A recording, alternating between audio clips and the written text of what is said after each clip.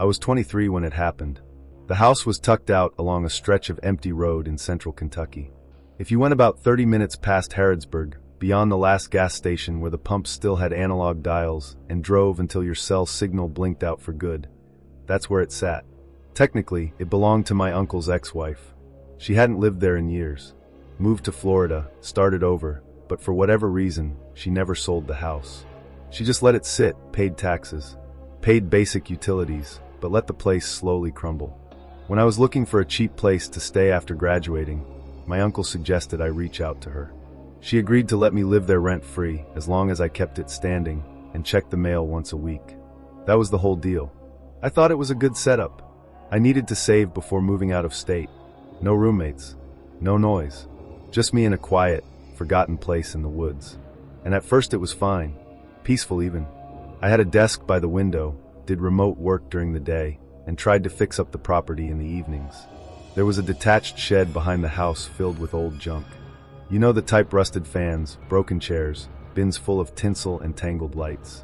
Every decade of her past was jammed into that shed. The county let me rent a rollaway dumpster, and I'd been working through it crate by crate, dragging out busted stuff, tossing it, clearing space. It was late afternoon, maybe an hour before sunset, when I was hauling out one of the last crates. That's when I heard it. Voices. 2 men. Talking. Not whispering. Not shouting. Just carrying on a conversation. At first, I figured it was nothing. Maybe hunters passing through. Maybe neighbors out for a walk, even though the nearest house was 1.5 miles away.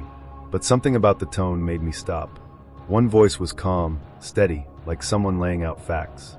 The other was jittery, tense, almost offensive. I stood there in the dirt, holding this old crate full of tangled wires and chipped mugs, trying to hear the words. But I couldn't catch any, just the rhythm of the back and forth. It stopped the second I stepped toward the trees. Not faded, just stopped, like someone turned it off. No leaves crunching, no twigs snapping, no movement. I stood there for a while, crate at my feet, listening, nothing. Eventually I went inside, locked the door out of habit, didn't think much of it again until maybe 20 minutes later, when I walked past a kitchen window and saw the floodlight click on behind the shed. It's a motion light, only comes on if something moves out there. I leaned over the sink and looked out. Nothing, just the trees in the shed casting long shadows. The light stayed on for about a minute, then went dark. I told myself it was probably a raccoon, and went to bed. But around 3 in the morning, I shot awake, not to a sound. Just this weird, heavy feeling like something wasn't right. I sat up, listening. The house was silent. Still, I got up and walked into the kitchen, switched on the light, and saw that the back door was cracked open about 2 inches. The deadbolt was still thrown, but the doorknob was turned. I just stood there for a second, not even breathing. There was no wind, no draft, no way that door opened on its own. And I know I locked it. I always did. I pushed it shut, twisted the knob, reset the lock, and then stood at the window for a long time just watching the trees. I didn't sleep again that night. The next morning I went back out to the shed to dump some more trash. That's when I saw the crate. It was the same one I had thrown out the day before, cracked lid, faded red plastic, old Happy Holidays sticker peeling off the side. Only now it was sitting neatly beside the shed. I didn't put it there. Inside, someone had arranged a set of ceramic figurines. Tiny, delicate things. Deer, birds, a squirrel, maybe a rabbit. Most were chipped. A few missing ears or tails. But they'd been cleaned, wiped down, placed carefully in rows. They weren't in that crate when I dumped it. Someone had gone through the shed, pulled those out, and laid them out like a little exhibit. I didn't touch it, didn't even go near it. Just turned around and went back inside. That night around 10 the voices came back. This time they were louder, closer. Same 2 men, same calm, intense rhythm. Only now I could understand them. One said over and over, "It wasn't yours to take." The other said, "I didn't take it. You buried it," over and over. Same cadence, like a script on loop. I stood by the back door listening through the glass, and just like before, the second I reached for the knob, silence. I texted my uncle, told him weird stuff was happening out there.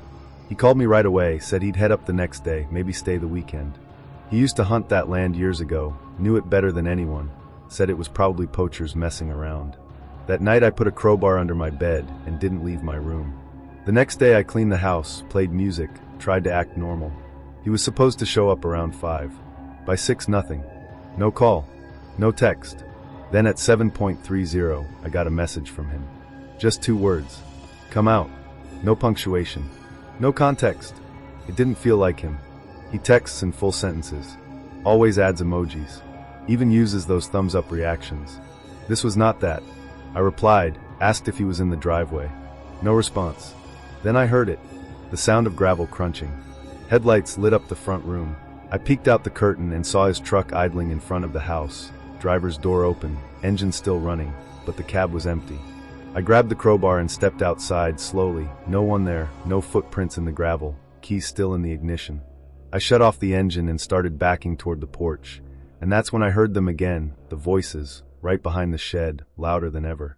It wasn't yours to take. I didn't take it, you buried it. Looping. Over and over. Then bang. One single deafening gunshot that echoed through the trees. I dropped the crowbar and ran inside. Turned off every light. Closed every curtain. I crawled into the laundry room, curled up behind the water heater, pulled a blanket over me, and just waited. About an hour later, flashing lights lit up the window. Sheriff's deputy. He found my uncle slumped over the wheel of his truck a mile down the road. Barely responsive. Said he didn't remember ever arriving at the house. Didn't remember texting me. His last clear memory was pumping gas at a station nearly an hour away. They took him to the ER, ran a bunch of tests, said it could have been exhaustion, maybe a seizure, maybe both. Nothing conclusive. He stayed overnight. The deputy came back, took my statement, and we walked to property. No signs of anyone, no bullet casing, no footprints, nothing. Next morning, they brought a tracking dog. Took less than an hour for it to alert on a patch of ground about 100 yards into the woods. They started digging.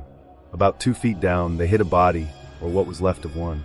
Skeleton curled on its side, clothes mostly gone, skin long decayed, and a single clean hole through the center of the skull. Right in the forehead, no ID, no wallet, nothing to trace him. But right there on the chest was a plastic-wrapped revolver. Perfectly preserved, no rust, 5 bullets, intact. One spent. The ceramic figurines disappeared after that. I checked the shed later. Craig gone to deputies, called it a historical homicide, and handed it to state police. They said the body had probably been buried 20 or 30 years ago. No matches came up in any database. They gave me a number to call if I remembered anything else. I thanked them, packed my things, and left that house the same day.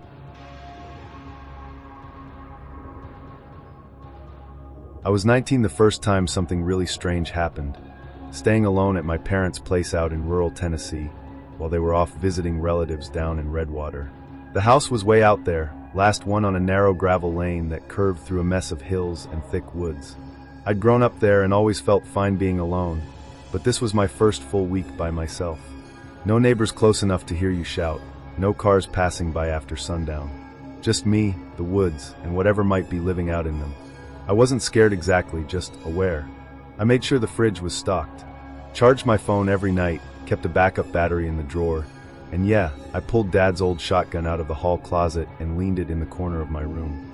Not because I expected anything, just because it felt better that way. That first night, I did what I always did when home alone, walked the perimeter, checked all the doors, flipped the latches on the windows, even peered inside the small barn behind the house. It was muscle memory at that point. But when I stepped back onto the porch, I froze. There were prints in the mud where rain had collected near the steps. Fresh ones. Too fresh. They looked like dog tracks at first. 4 toes. Visible claw marks. But something about them wasn't right. They were wide, almost palm-sized, and pressed so deep they must have come from something heavy. I crouched down with my flashlight, angling it low to see better. That's when it hit me. They weren't canine at all. They were feline. Each pad was distinct, wide-spaced, and too round. Too clean. Not bobcat prints either. These were much bigger. Much too big for anything I knew was supposed to be in those woods. I remember feeling this weird pinch in my chest, not quite fear, but close, like my body noticed something before my brain caught up. Still, I told myself it had to be old. Maybe the rain warped the shape. Maybe it was a trick of the light. I stood up, shook it off, and went back inside. I locked the door behind me, turned off the porch light, and kept glancing at the window, even though the curtains were drawn. Later that night, my phone buzzed with a text from Dad. Just a casual reminder to check the basement pump before the storm came through. I groaned. That basement was creepy on a good day. Unfinished concrete, spider webs in the corners, and the smell of wet earth that never really went away. There was one overhead bulb, dim and yellow, that swayed when you opened the door. But the pump needed checking, so I grabbed the flashlight again, unlatched the door, and headed down the creaky wooden steps. It was quiet. Too quiet. I didn't realize it at first, but once I hit the bottom, I noticed the hum from the fridge upstairs was gone. No distant buzz. No subtle vibration. The whole house felt drained, like something had sucked all the noise out of it. I checked the pump quickly. Everything looked fine, but as I turned to head back up, I heard it. A single creak directly above me. Not a pipe. Not the wind.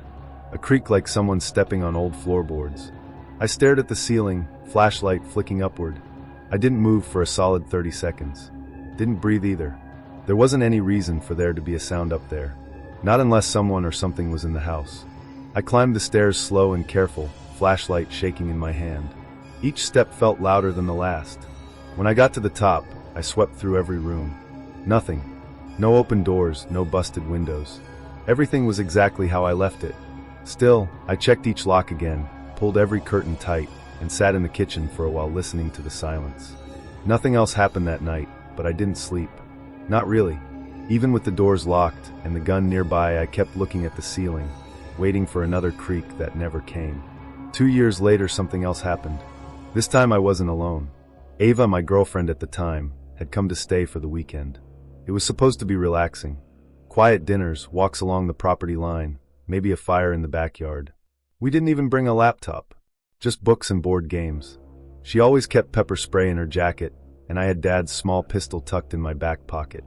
Not out of paranoia, just habit. That evening we decided to walk down the ridge before it got dark. The sun was low, turning everything a kind of dusty gold. We were maybe 15 minutes out when something exploded from the brush to our right. Just a blur of tan, gone before we could react. Ava jumped and grabbed my arm. I laughed, more out of surprise than anything, and said it was probably a deer. But my pulse was already picking up. A few minutes later, as we curved around the back field, I caught movement again, black this time, low and fast, just at the corner of my eye. I turned so fast my boots skidded in the dirt, hand instinctively grabbing the pistol grip.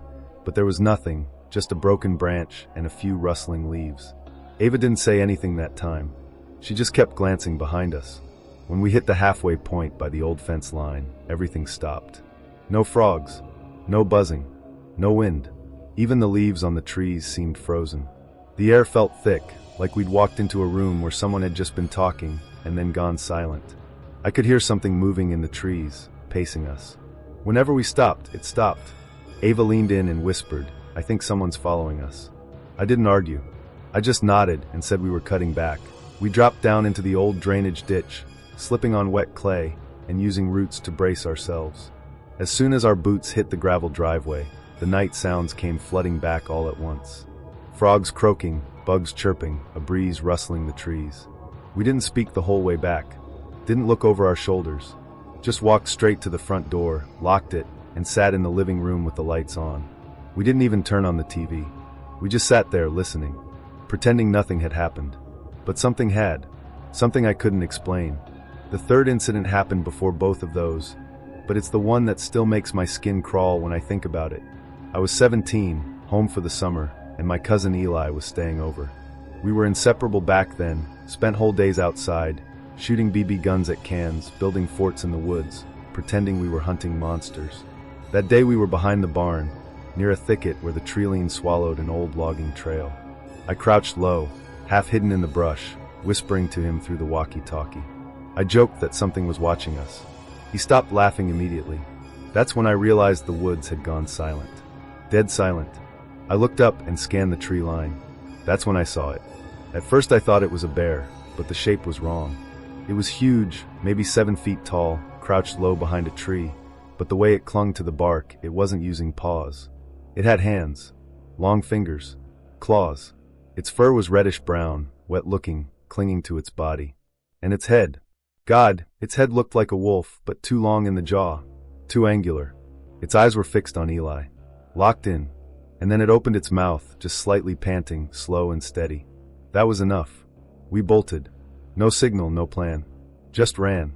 I remember the branches slapping my arms, the taste of dirt in my mouth, the sound of Eli breathing right next to me. I glanced back once, and I wish I hadn't. It was running upright on 2 legs, It wasn't lurching or stumbling. It was smooth, fast, controlled, like it was built for that posture, like it belonged that way. It was gaining on us. We hit the edge of the yard in a full sprint. As soon as we crossed the line where the trees ended, it stopped. No slowing, no backstep. It just froze at the tree-line and stood there watching us. Its chest rose and felt like it had just finished a jog, not a chase. We didn't stop until we were inside. Doors locked, curtains shut, BB guns tossed aside like toys. I rarely told people that story, and the few I have told always say the same thing. It was a bear or a big dog, or maybe I imagined it, but I know better.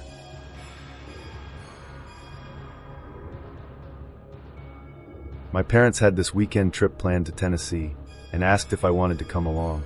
I told them no. I had a few assignments to finish, and honestly, the idea of having the house to myself sounded kind of perfect. Quiet, no one around, just me, a few frozen pizzas and full control of the TV. They didn't push. They left Friday morning, loaded the car, gave me the usual checklist. Don't forget to lock up. Don't burn anything down. Water the plants if I remembered. I waved them off like it was any other weekend. Our house sat out on a long stretch of country road in a pretty rural part of Kentucky. Nothing around but fields and woods. You could drive for 10 minutes in either direction before seeing another driveway. Our closest neighbor, the Albrights, lived almost half a mile down the road. Nice people, but they kept to themselves. I'd stayed home alone plenty of times before. It wasn't a big deal.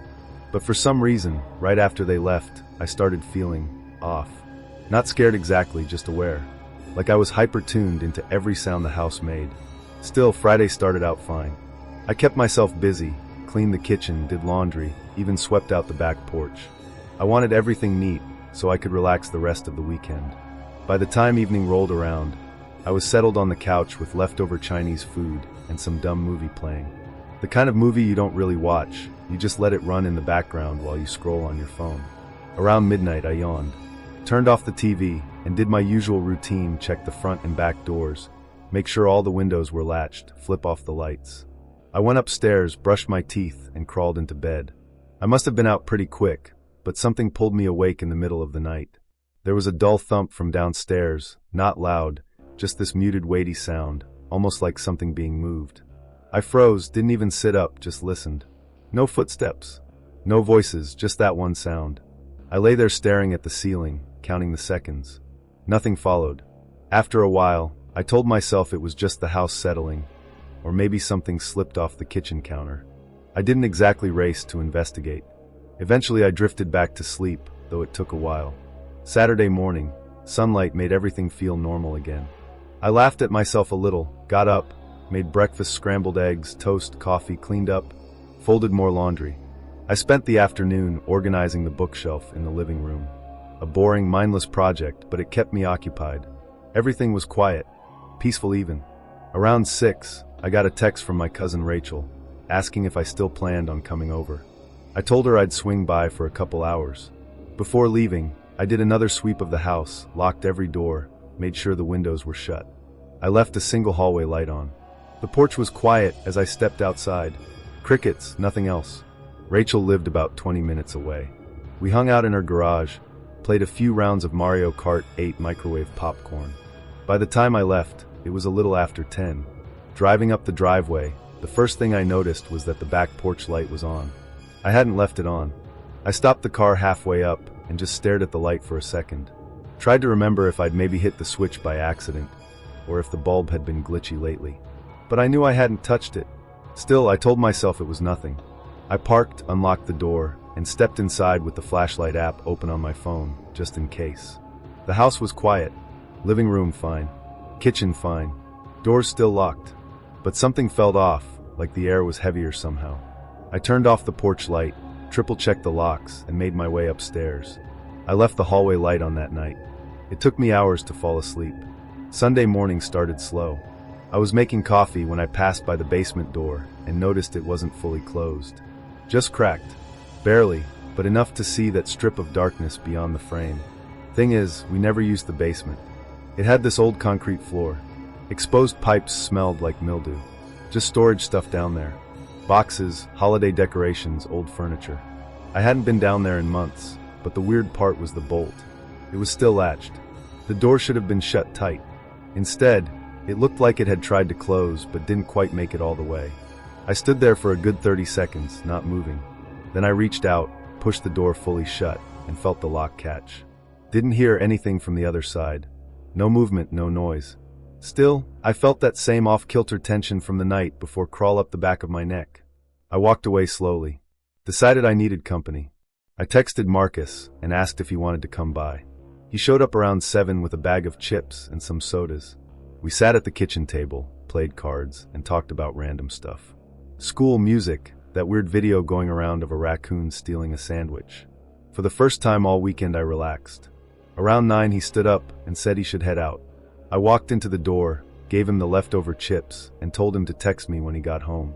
I rinsed a few dishes and was drying my hands when my phone buzzed. It was Marcus. He asked, "Why were you outside when I was pulling out?" I froze, typed back, "What are you talking about?" He called me right after, said as he backed out of the driveway, he saw someone standing in the yard near the barn. At first he thought it was me, but the figure just stood there. Didn't move, didn't wave, just watched his car until he turned onto the road. I told him I'd been inside the entire time, hadn't left the kitchen. He went quiet for a second, then said maybe it was a neighbor or a hunter or something, but no one should have been on our land that late. I hung up and grabbed the flashlight again, walked from window to window, scanning the yard. The field stretched out empty. The barn was closed. The trees at the edge of the property stood still. I checked every door, then carried a kitchen knife with me upstairs. Sat on my bed listening. The house was so quiet I could hear the hum of the fridge all the way from the kitchen. Then around 11, I heard something new. It came from above me, soft but steady, not like a mouse or raccoon. This was slower, heavier, like someone crawling across the beams in the attic. I walked into the hallway and stared at the attic hatch. The pulled-down ladder was still tucked up, sealed against the ceiling, but I could hear it, faint, deliberate movements, not scratching, not scurrying, weight shifting. I whispered to myself, tried to reason it away. Told myself it had to be some kind of animal, but I didn't really believe that. After about half an hour, the sound just stopped. Not gradually, not like something leaving. It just went completely silent. I stood there a little longer, then backed into my room, shut the door, and didn't sleep for a second. As soon as the sky turned gray, I packed a bag and drove to my Aunt Demise's house. Didn't even wait for full daylight. I told her everything. When my parents got home the next day, I was still at her place. They listened, didn't laugh, didn't dismiss it. They checked the attic themselves, said the hatch was just barely lowered, like someone had pulled it down a few inches, then changed their mind. Inside there was nothing but dust and boxes. No sign that anyone had ever been up there. That was the last time I ever stayed alone in that house.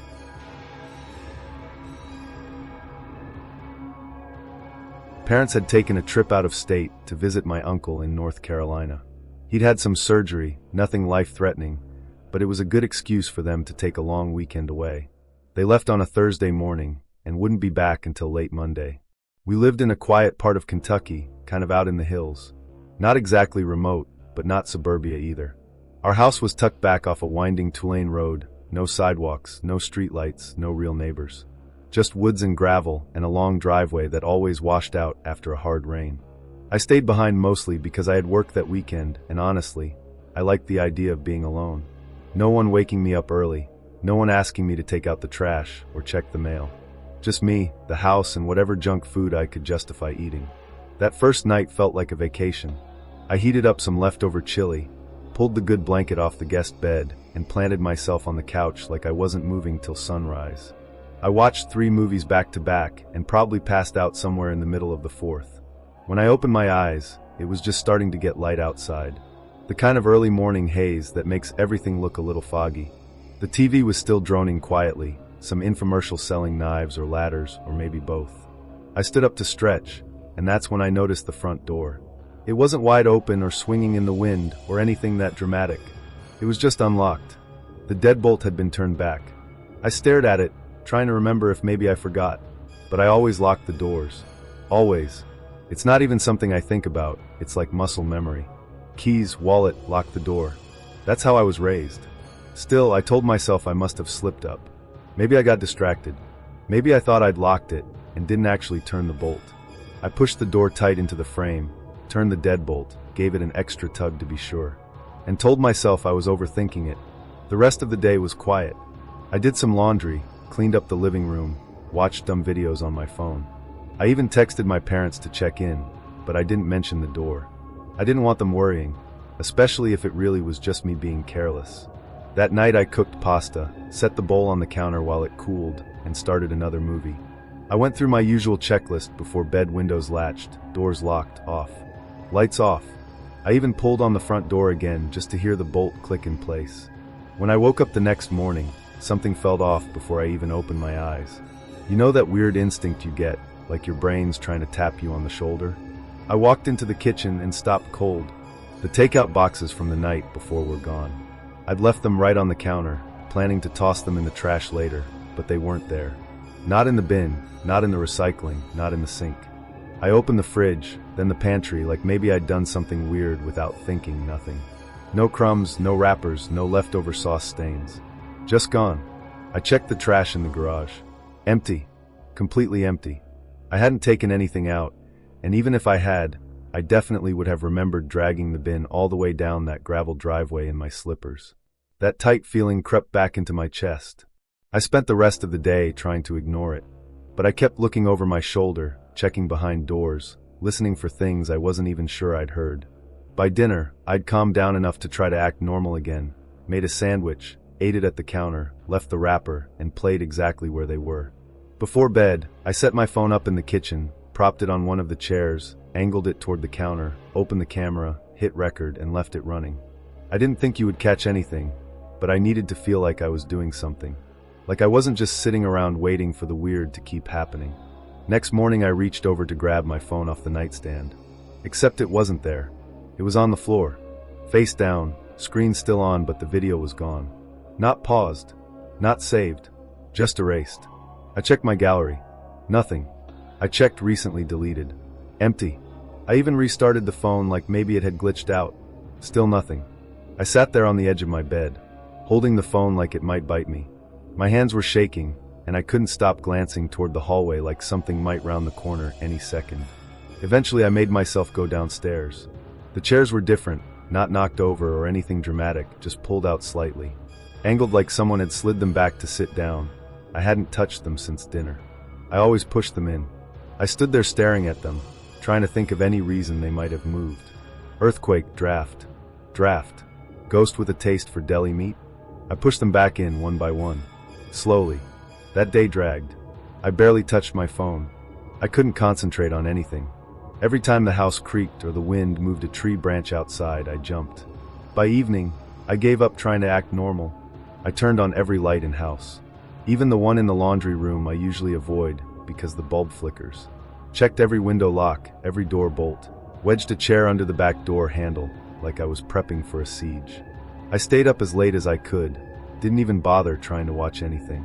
Just sat in bed, back against the headboard, flash lighting my lamp. At some point I must have dozed off. I woke up suddenly, heart pounding, and realized it was still pitch black.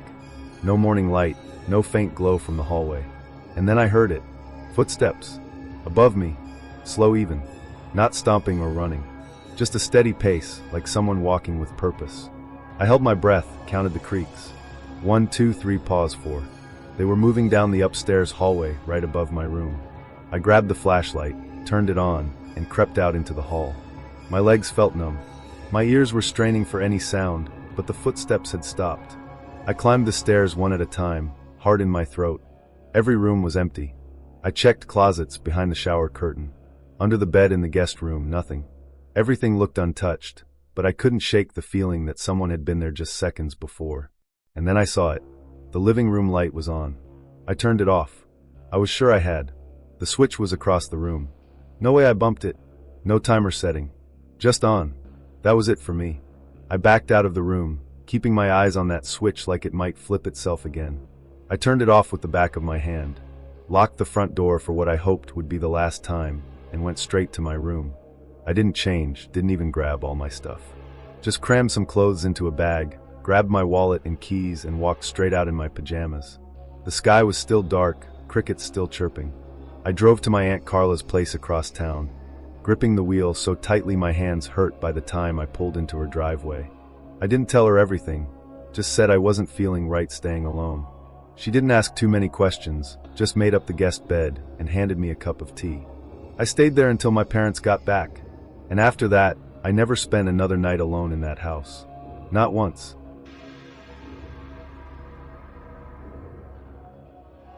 I was 17 when it happened.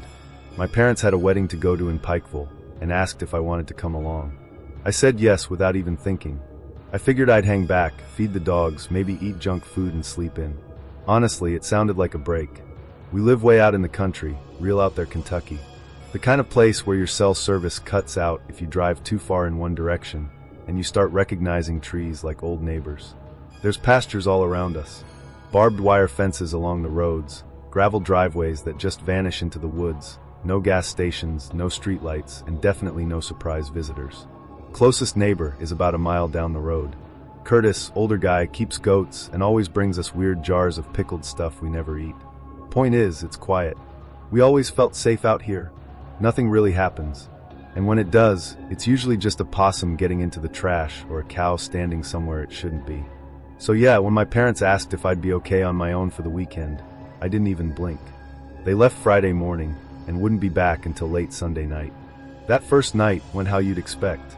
I watched dumb TV, scrolled on my phone, let the dogs out a few times, made ramen, locked everything up, and went to bed around 11. Didn't even get creeped out, which is saying something because the house makes weird noises. Always has. Saturday started off the same lazy morning. Took the dogs for a walk, reheated leftovers for lunch. Nothing weird. It wasn't until around 6:30 in the evening that things started feeling off. I was in the kitchen microwaving a bowl of chili and casually looked out the window over the sink. Our backyard stretches out into a field that ends at the treeline. You can see a long way when the light's good. That's when I noticed it. A glow orange flickering right where the field meets the woods. At first I thought maybe it was the sun hitting something just right, but it wasn't that. It wasn't fading or moving. It was flickering, like fire. I stepped out onto the back porch with the dogs. They followed me but stayed quiet, which was unusual for them. They bark at squirrels, planes, leaves. But now, nothing. I stared out at the tree line, trying to make sense of what I was seeing. There was definitely something burning out there. Not a big fire, more like a campfire, or maybe a bundle of something set aflame. It looked too neat, like it had been arranged carefully. No smoke that I could see, no people standing nearby, just that little controlled flame sitting exactly at the edge of the woods like it was waiting for something. I got this uncomfortable feeling in my chest. Nothing dramatic, just that subtle twist you get when something doesn't feel quite right. I grabbed the flashlight, but didn't go down there. I thought about it, really thought about it, but I couldn't shake the weird vibe. Instead, I texted Curtis, told him what I saw. He replied maybe 10 minutes later, probably some local kids messing around, but he'd come by in the morning to take a look. I thanked him, locked the back door again, and tried not to stare out the window anymore. That night, everything stayed quiet. Sunday morning after breakfast and feeding the dogs, I decided to walk out there. I figured if it was just kids or someone being weird, there might be trash or something left behind. The fire was out, of course, but there was a blackened circle on the grass dead center where I'd seen the glow. Perfectly round, for feet wide, maybe a little more. And leading away from it were two sets of footprints, bare feet, no shoes, no tread, just soft, deep impressions, heels and toes pressed into the dirt. What got me wasn't just that they were barefoot. It was where they went. They didn't lead toward the road or the fence. They went around the house. I followed them slowly around the garage, past the side porch, and then they just stopped. No return prints, no breaks where someone might have hopped off. They simply ended like the person had evaporated. I stood there for a minute trying to make sense of it before turning around and heading straight back inside. I locked every door and window, even the ones we never use. That night, I didn't even pretend I was going to sleep like normal. I brought both dogs upstairs with me. I dragged the bat from the garage into my room and sat on my bed for a while trying to distract myself with my phone. At around 2:30, both dogs started going nuts, growling, barking, pacing like they were trying to decide whether to attack or hide. They scratched at the bedroom door like they wanted out, but when I opened it, they just stood there staring down the hallway. I didn't hear anything. No creaks, no footsteps. Just their nails clicking on the wood floor and this stillness. I crept downstairs, gripping the bat like I'd ever used it for anything other than whacking wasp nests. Everything looked normal except the front door. It was cracked open, just barely, maybe an inch. I hadn't touched it all weekend, and on the tile entryway there were wet streaks. Not muddy, not grassy, just water. Like someone had come in after walking through a stream. I checked every room, every closet, all the windows were still locked. Back door secure, no one there. I shut the door, pushed the chair under the knob, and left the hallway light on. Didn't sleep. Just sat in bed, listening. Curtis showed up a little after 8. I practically ran out to meet him, told him everything. From the fire to the footprints to the front door. He didn't laugh. Didn't even look surprised, just nodded and said, "Let's take a look." We walked the whole property. No new prints, no sign of anyone camping nearby. No trash, no tracks. But then we got to the porch. There was a piece of folded paper weighed down with a small rock, both sides blank except for a single greasy black thumbprint in the corner. It wasn't mine. I hadn't touched anything like that. Curtis offered to stick around for a while. I told him I'd be okay. I think I mostly just didn't want to admit how freaked out I was. By the afternoon, I had almost talked myself into believing it had all been a prank. Some kind of weird joke. Maybe it was nothing. Then I went out to the barn. Behind the shed was a line of sticks, each one broken to about the same size, 8 inches or so, laid end to end, forming a path that led toward the woods. At the end of it was a little pile of feathers and a dead bird. Wings ripped off and laid neatly beside it like someone had been arranging parts. I didn't touch it. I didn't even get close. Just turned around and walked away. Went inside, packed a bag, called Evan and said I needed to crash at his place. Didn't give a reason. He didn't ask.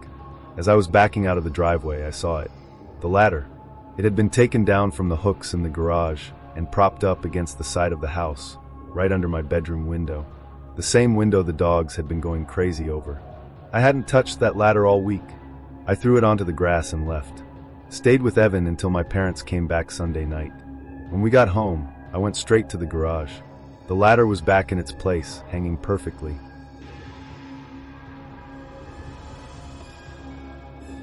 I was 19 when my parents had gone out town for a week, leaving me to wash the house out in rural Kentucky. Honestly, I thought it would be kind of nice. No one around to tell me what to do. I could eat junk, stay up late, blast music if I felt like it. Just me, a stocked fridge, and a full week of no responsibilities. The first night was fine, quiet actually. I remember microwaving leftover pizza and watching something dumb on TV until 2 in the morning, just because I could. Everything felt normal. It's of normal where you don't notice anything, because nothing is out of place. By the second night though, something felt off. Not dramatic.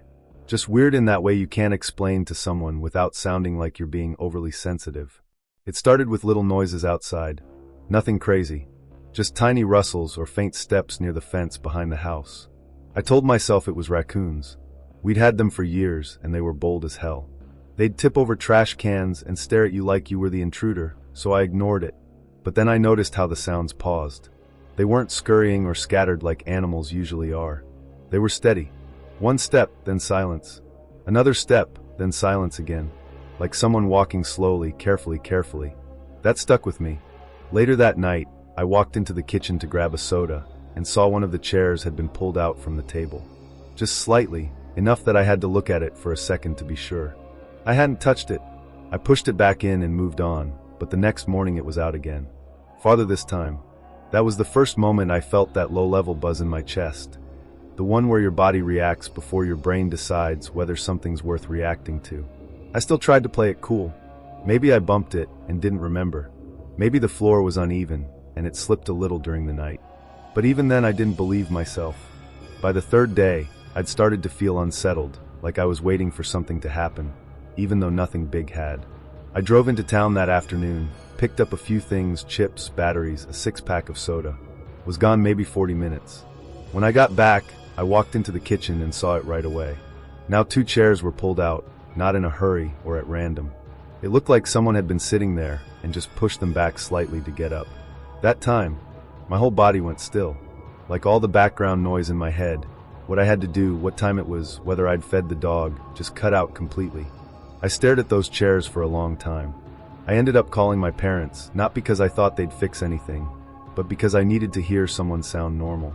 They were on speakerphone in a hotel lobby, laughing, telling me not to worry.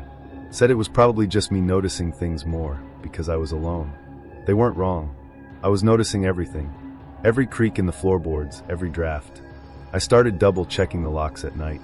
Not just the door, I mean windows, the back gate, even the crawl space hatch behind the laundry room. On the fourth night, I decided to run a little test. Before bed, I lined up all 4 kitchen chairs, nice and neat. Pushed them all in so they were flush with the table, even stepped back a few times to check. They were perfect. I went to bed around 1 and laid there for what felt like forever, listening. The house makes small noises all the time. Pings from the pipes, clicks from the fridge. But that night, every sound made me sit up.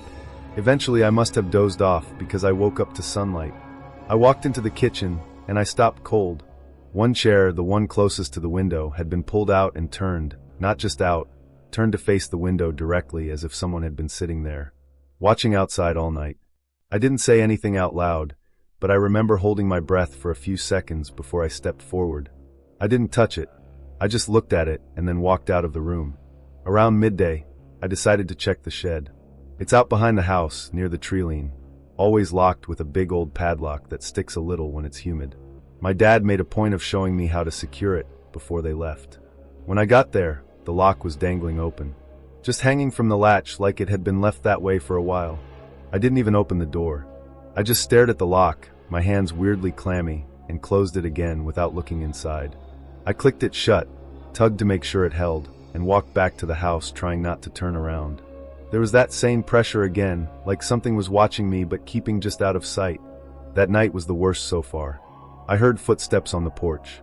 Clear, careful steps. One pause, one pause. I turned off the TV and sat completely still. Didn't even breathe too loud.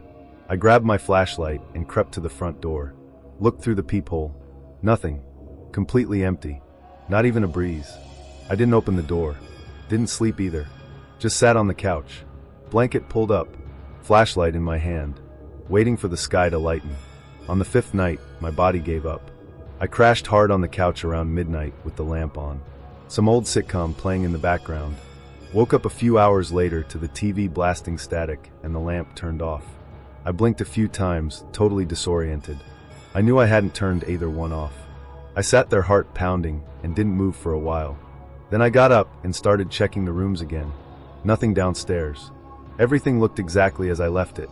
Then I walked upstairs and peeped into my bedroom. I hadn't slept in there for 2 nights. Not since the chair stuff started. But when I looked in, my pillow was flipped. The cool side was on top. That was something I did every night before sleeping. But I hadn't even sat on that bed. I stood in the doorway staring at it, trying to convince myself I might have flipped it earlier without realizing. But there was no chance. I backed out, closed the door, and went back downstairs. Didn't even bother turning the lights off that time. The next day, I tried really hard to be logical. I told myself the power probably flickered. Maybe the lamp was on a timer. Maybe I did bump the chair earlier. But none of those things made me feel better. They just made me feel like I was lying to myself to get through the day. By the time the sun started going down, I already knew I wasn't staying. I grabbed my duffel bag, tossed in a few things, clothes, charger, toothbrush, and walked through the house locking every window and door. Even though I didn't feel like it would matter. Everything felt wrong. Like the walls were too thin, like every corner might be hiding something just out of view. I got in my car, turned the music up, and drove straight to my cousin Jonah's place. Didn't call first, just showed up and said, "Hey man, can I crash here for a bit?" He said sure, and didn't ask too many questions. I told him I just didn't want to be alone in that house. He offered to drive back with me and check things out, but I told him no thanks. Didn't want to go back, not even with someone else. When my parents finally got home, I went back the next day. Everything looked fine. Like, perfectly fine. Chairs pushed in, shed locked tight. No strange vibes, no odd silences. I told them a little. Not the full thing, just pieces. They chuckled, said maybe I was just stressed, or maybe I spooked myself being alone.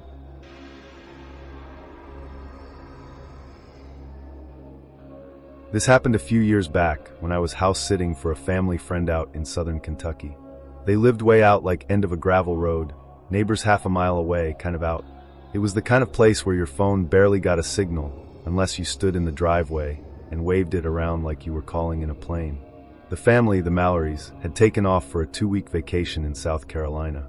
They needed someone to look after their house, keep an eye on things, water a few plants, and take care of their golden retriever Benny. That was it. Nothing complicated. Just keep the place from looking abandoned, toss some water on the ferns, and make sure Benny got fed and walked. They even offered to stock the fridge before they left and told me to help myself to whatever. Sounded like easy money. I just finished a rough stretch of freelance work and figured 2 quiet weeks in the country might be good for my head. The first few days were calm. Benny was easy to deal with. Super mellow, followed me around the house, curled up wherever I was. I fell into a comfortable rhythm. Wake up around 8, let Benny out, eat whatever I felt like, maybe water the garden out back. Then in the evening, I'd walk him down the gravel path to the treeline and back, before locking up and settling in for a night of mindless TV. There wasn't much else to do out there. The silence at night was deep, no cars, no sirens, nothing but the occasional cicada or the rustle of something in the trees. At first it felt peaceful, but by the 3rd night I started noticing just how loud silence can get when you're not used to it. It presses in, makes you notice every little sound your brain normally tunes out. Still, I wasn't nervous. Not yet. That came later. On the 4th night, I went to grab the spare key I always kept by the back door. The Mallorys had a small ceramic dish on the entryway table where I'd been leaving it. But when I reached for it that night, the dish was empty.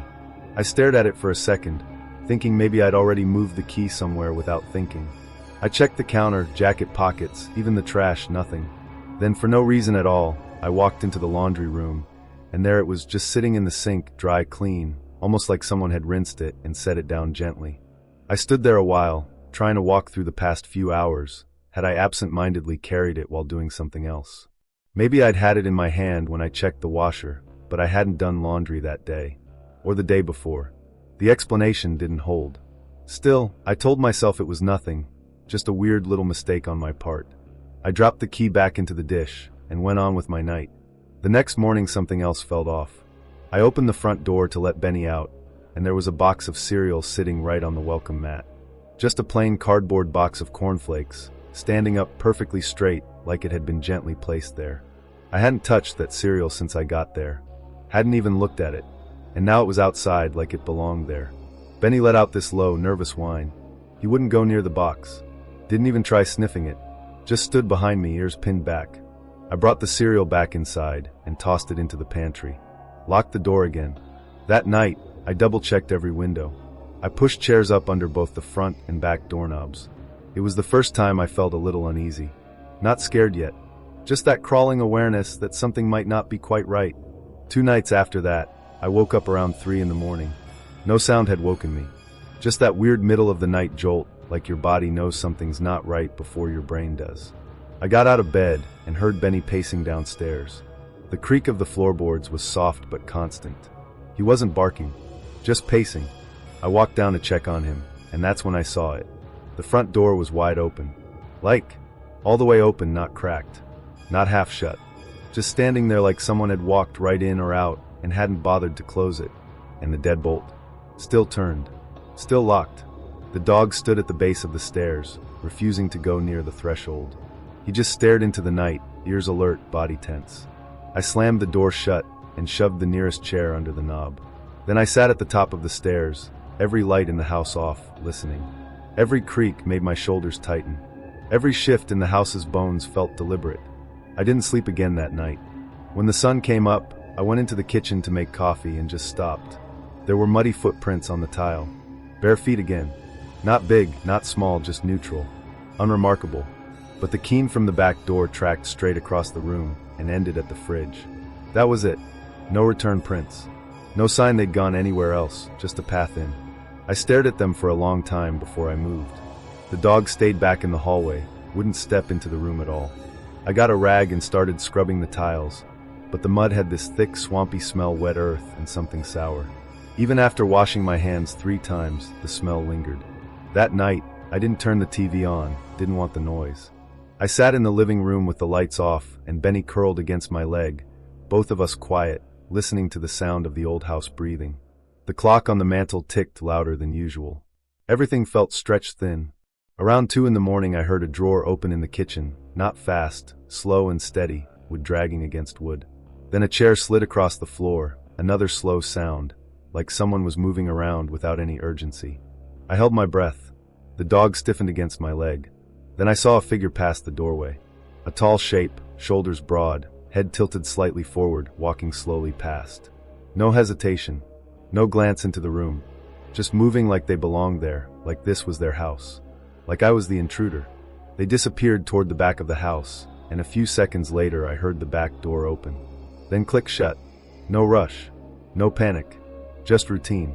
Like it was a normal part of their night. I didn't waste a second after that. I grabbed my bag, clipped the leash to Benny's collar, and walked straight out the front door. Didn't even bother turning off lights or locking up. I got in the car and drove straight into town, heart pounding the entire way. I ended up at a 24-hour gas station just off the highway, parked under the fluorescent lights, and sat there until the sun came up. Benny never once laid down. Just kept his eyes on the door, like he was waiting for something to follow us. When the Mallorys got back a few days later, I told them everything. The key, the cereal box, the footprint, the figure. They listened without interrupting. They didn't roll their eyes or try to laugh it off, but they didn't have an answer either. No sign of break-ins, nothing missing.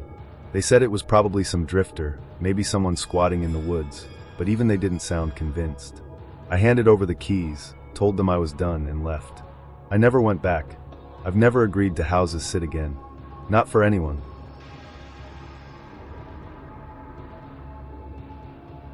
I just moved into this small rental house outside a town called Latham, down in southern Kentucky. Nothing fancy, just a narrow place with peeling white paint, 2 bedrooms, a sagging porch, and creaky floors that never let you forget how old it was. But the rent was cheap, ridiculously cheap, and that pretty much sealed the deal. It sat right on the edge of town, where the road thinned out and fields took over. There were woods behind it, stretching farther than I ever bothered to explore. And at night it got so quiet that even your own footsteps sounded wrong. Still, I liked having my own space. Most nights followed the same pattern. I'd fix little things around the house, eat something lazy, and unwind with a book or some mindless scrolling. Nothing exciting, just peaceful. That weekend though was different. Aaron, my roommate, had gone to visit his parents over in Tennessee.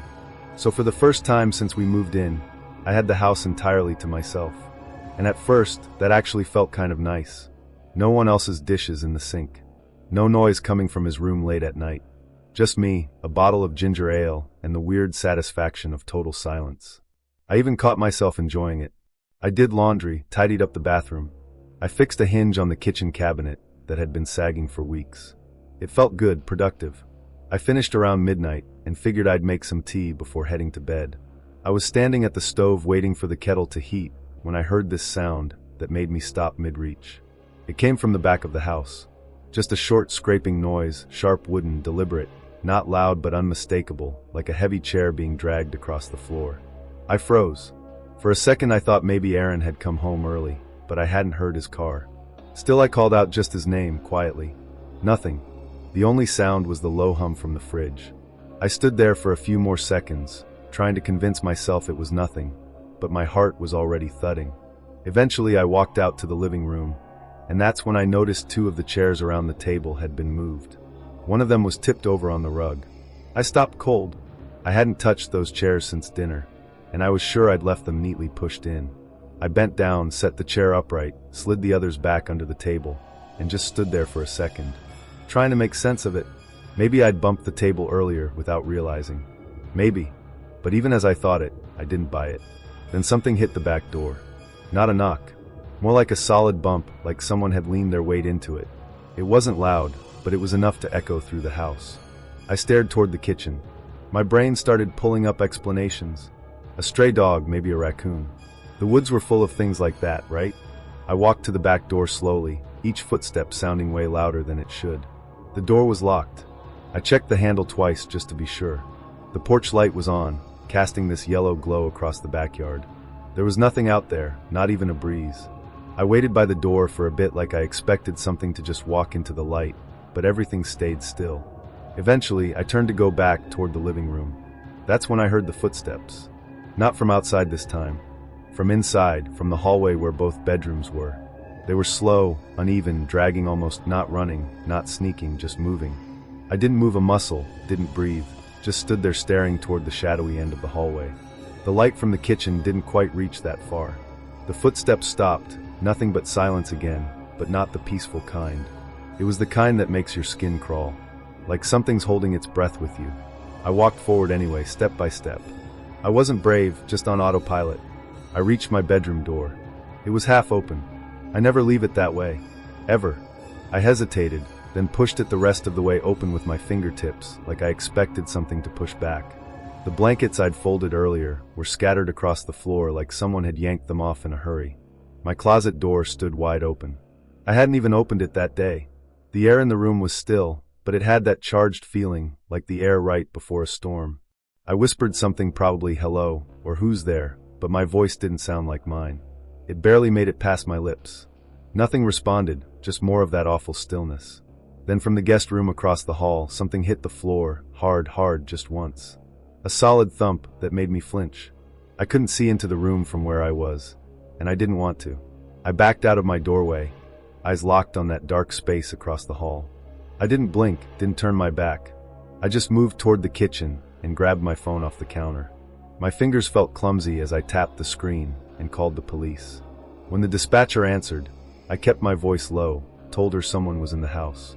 She asked me to stay on the line. I didn't move from where I was, not even to turn on more lights. I just stood there, back pressed to the front door, phone shaking in my hand. That's when the footsteps started again. Inside the guest room, same slow, shuffling pace. Then they stopped, just like before. The dispatcher kept asking me questions, but I could barely process them. I was too busy trying to hear over the sound of my own breathing. Every second stretched longer than the last. Then I saw headlights through the front window. Relief washed over me so hard it almost knocked me over. 2 officers pulled into the driveway, and before they even reached the door, I had it opened. I didn't care how I looked. I just needed someone else to be in that house with me. They swept through the place with flashlights, calling out. Cleared every room, checked the closets, the attic door, even under the beds.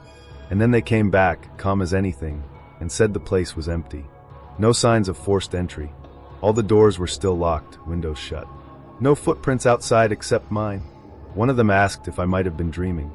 I told him I hadn't even made it to bed yet. He just nodded. Didn't argue, didn't press, but I could tell he didn't believe me. I didn't blame him. There wasn't a mark in the house. No evidence that anything had been touched, except for the chair I found tipped over and the mess in my room and the open closet. All real, all things I didn't imagine. After they left, I stayed up. All night. Every light in the house blazing. I sat at the kitchen table and waited for another sound. But nothing happened. The sun came up like it always does, and everything looked normal again. Like none of it had ever happened. But I knew better. I didn't tell Aaron what really happened when he got back. Just said I didn't like being out there alone. He didn't ask questions. I moved out less than a month later. Packed up what I could fit in the car and left a few things behind.